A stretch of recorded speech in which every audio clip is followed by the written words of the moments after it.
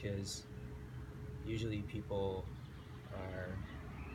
most people that are that treat are like quite familiar with me, and they've been attuning to what I'm sharing and doing for a while. But this is unique, and I like unique. I like different. I like seeing what happens when different things arise. And what's actually really what's actually really fun and really interesting to me is to get into the access of what I'm pointing at. You have to not take another person's story seriously. I know that may sound kind of really, maybe even not nice, but it's actually the nicest thing you can do. It's actually the most loving thing you can do. Is actually not take someone's story so seriously. So I'll kind of listen to someone's story, but recognize it's not. It's just a story.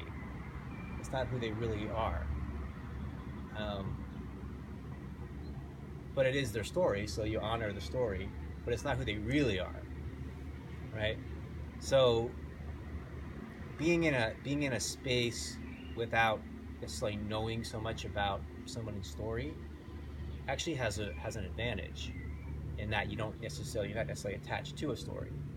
So, for example, usually the people that we have the greatest challenge in feeling this deep connection to is people that we've known for a really, really long time. So, within families, you know, sons, daughters, husband, wife, aunts, uncles, grandparents. Um, it's more challenging not to see the story. Oh, you did this to me 10 years ago, and this, that, and I don't like you, and well, you did this to me 5 years ago. And so we have all these stories that we can't see the innocence of that person. You know, this person is my mother. This person is not your mother, right? They're just a person.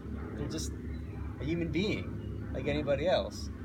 Well, they should do this and that because they're my mother, and they should. You know, we can get in this should and shouldn't, but we're just creating suffering between ourselves and another person.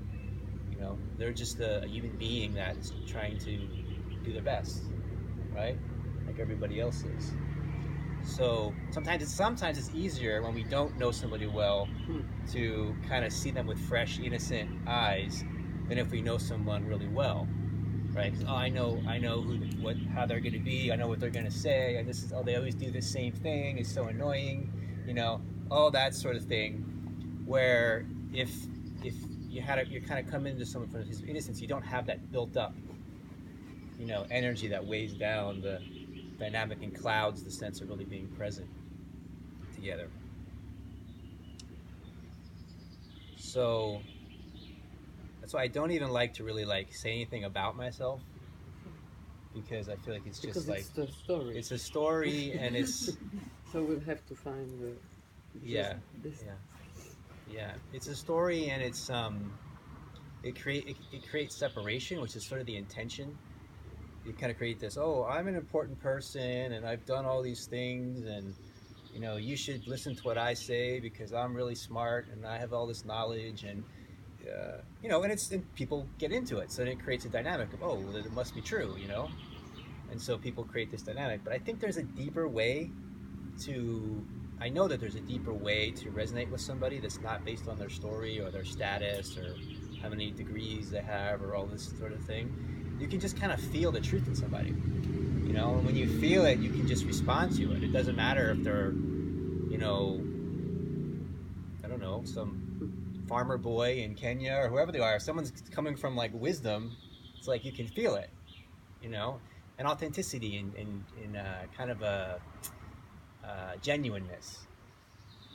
Um, so so yeah, so there's like there's a story I can tell you. Like I feel like I should say a little bit about myself, but don't get too attached to it. Don't get too, you know. It's just a story. So